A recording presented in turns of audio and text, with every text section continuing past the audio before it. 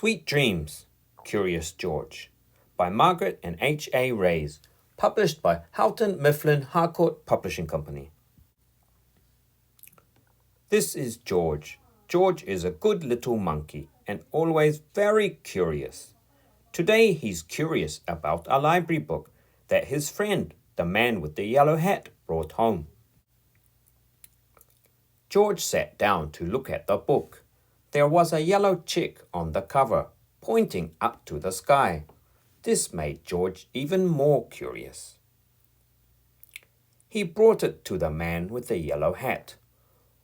"Why don't we wait until after dinner, George?" asked his friend. "Then we can read it as a bedtime story." George wanted to read the book, but he was feeling hungry, and dinner did smell delicious. After dinner, it was bath time. A nice warm bath is just what a monkey needs after a long day. George played with his rubber ducky and little toy boat until it was time to get out. His friend held out a fluffy towel with a hood that looks like a chick. That made George think of his new library book. George put on his pajamas and hopped into bed. He couldn't wait to hear that story. "This is the story of Chicken Little," said the man with the yellow hat. "I think you're going to like this one, George." George did like it. Poor Chicken Little thought the sky was going to fall, and then lots of other animals thought it would too. Thank goodness the sky didn't actually fall. Little monkeys like happy endings. It seemed like the perfect bedtime story. That is, until George woke up in the middle of the night. He had had a terrible dream that the sky really was falling.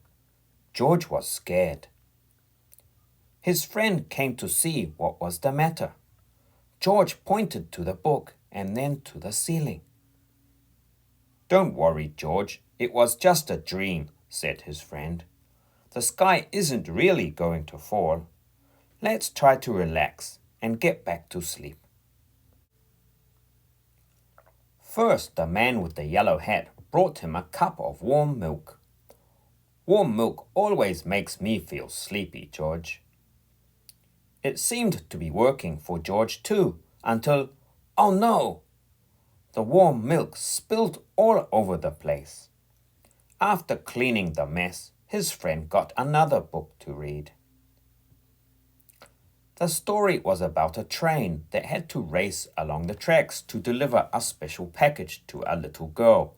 It was very exciting. George was even more wide awake than before.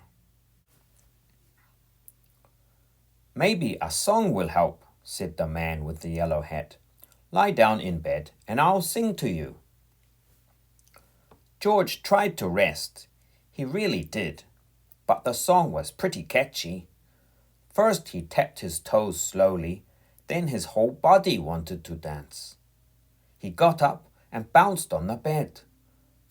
Said his friend. "I wish I knew why you can't sleep tonight." George stopped dancing. He pulled out the book, Chicken Little, and then pointed to the ceiling again, frowning. "Are you still worried that the sky is going to fall?" his friend asked. George nodded.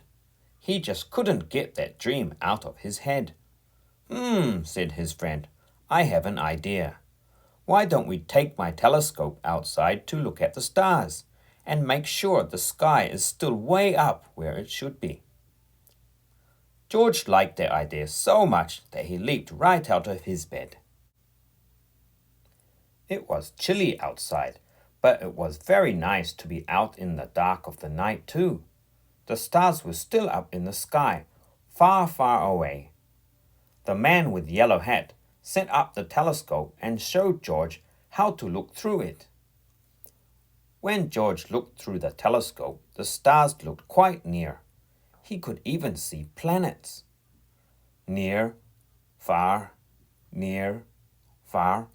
He looked through the telescope many times. It was like magic. See, George, asked his friends, the stars are just where they should be.